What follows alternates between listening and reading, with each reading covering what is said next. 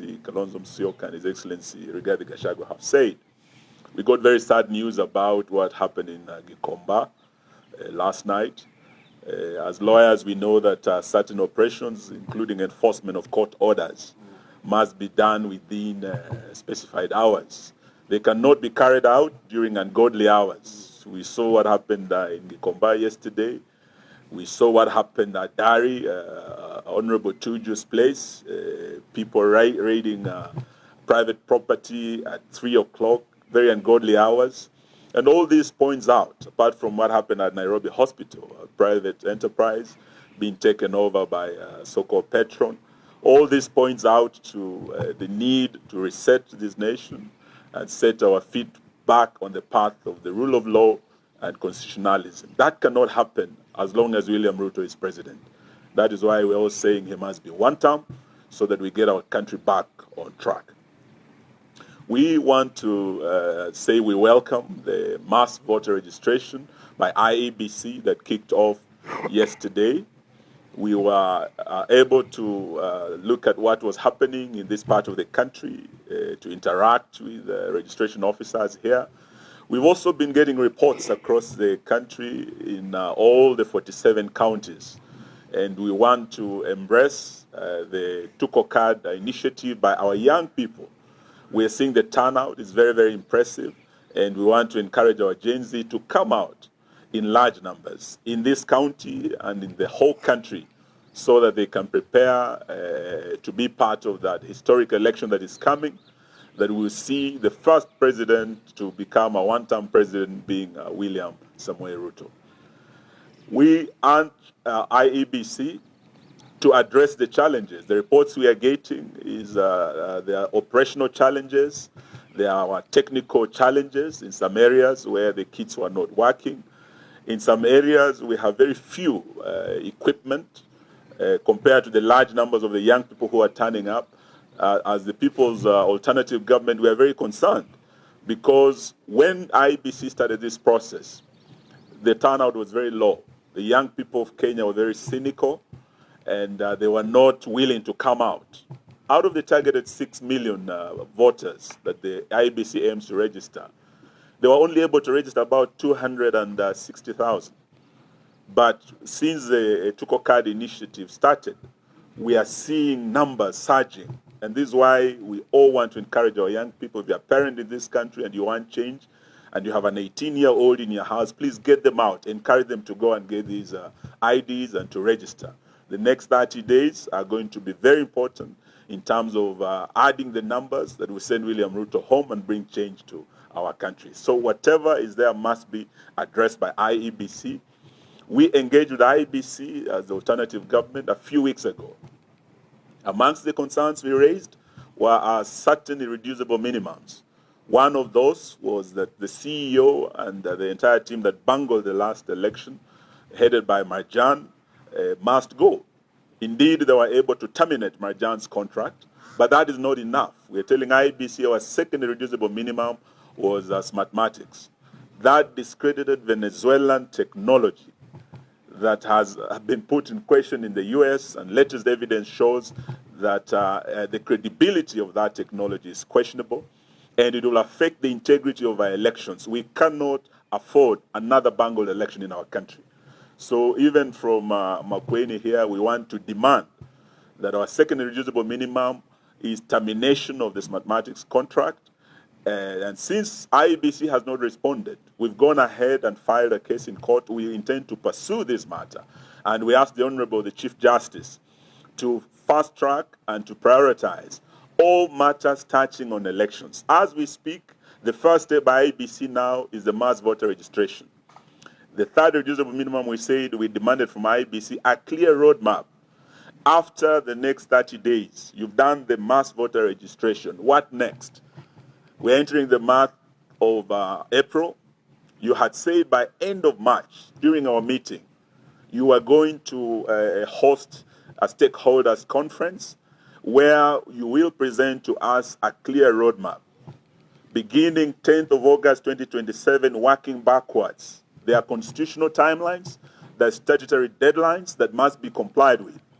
So we would like to demand, even as you embark on this mass voter registration, Chairman Ethicon and your commission, that we must engage as soon as possible in the next 14 days so that we look at that roadmap, even as the mass voter registration is going on, so that we're able to address the concerns, not just arising from the exercise that began yesterday, but arising from our meeting and the concerns we raised at the alternative government.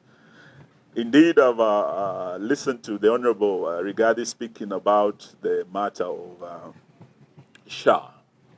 I listened and watched Honorable Duale speak last night, and I want to tell Bwana Duale not to trivialize the matter of SHA, not to reduce it to a banter between him as CS and the second deputy president.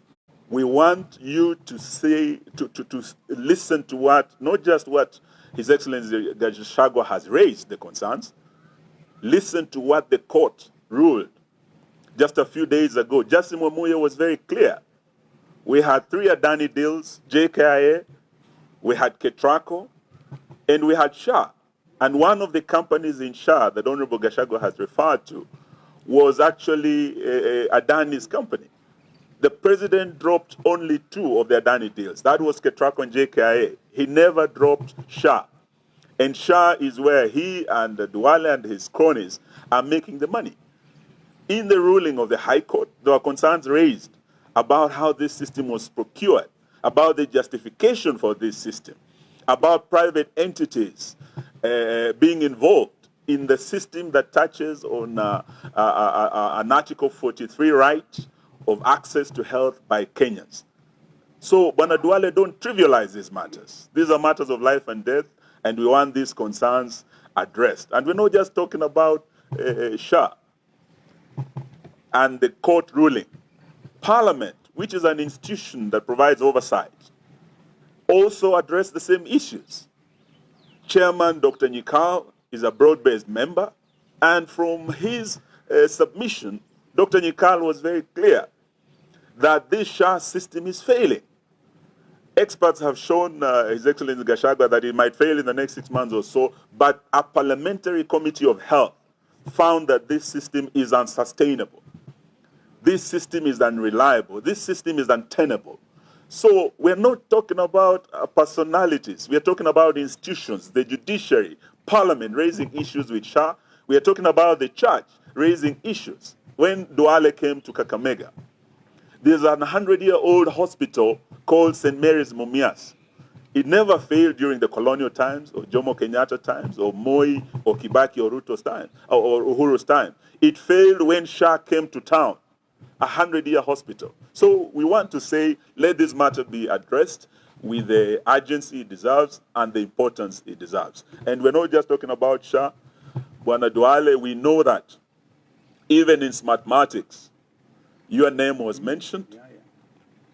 And in every system, whether it is SHA, where we are talking about 104 billion, SMARTIMATIC, and you and Gulie have been mentioned. When we are demanding that this system the contract be terminated, we know your hand is there too. So don't just focus on SHA. We also know the wider role you have played as William Ruto's friend. Talk about integrity. How do you reduce a matter as important as a health matter to a family matter? You want to attack Honorable Gachagua's family and his brother's estate, which is a matter that has been handled by our courts under the Succession Act. And the president goes on to also trivialize the matter and talk about the Wamalwa Kijana estate that is before the court under succession case number 25-6 that is ongoing. It has a ruling by Justice Muchelule. So what we are saying from Makueni here is that there are serious vital matters of national importance that must be addressed, and we are not going to fall in the trap of falling into the insults of this president. The insults are meant to divert us, to distract our attention, and will not fall into that. There are serious issues that this government should be addressing. Here in Makueni, the lower eastern region of this country for a long time has been getting relief food. But we have a Vision 2030 project here, the Thwake Dam, that can transform this region of Ukambani into a new breadbasket. I was privileged as Minister for Water right here at this hotel to meet the Ukambani leadership. We went and launched Twake, and we progressed that project to almost 80% completion by the time Uhuru and I left office. Since William Ruto entered, he has not done anything to progress to completion this key Vision 2030 project. We have 4 years to go to Vision 2030 ending. So stop trivializing matters, reducing these things into insults, focus on the real issues that will transform this county and this country and address the concerns that we have raised. Otherwise, Kenyans have decided, Bwana Ruto, you are going to be a one-term president. And it's not a bad thing. We want you to know that there are presidents who have left presidency and lived comfortably.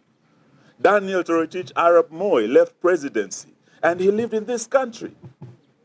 Mwai Kibaki left presidency and lived in this country. Uhuru Kenyatta is enjoying his golf after leaving office. It's not a matter of life and death for you to think sending you home one term will be the end of the world. It will not. Come 10th of August 2027, we are sending you home. Not because we hate you, but because of your failed policies in health, failed policies in education, the runaway corruption, the overtaxation of Kenyans. We have said, like other Kenyans, William Ruto, you'll be a one-term president. Thank you. Wonderful.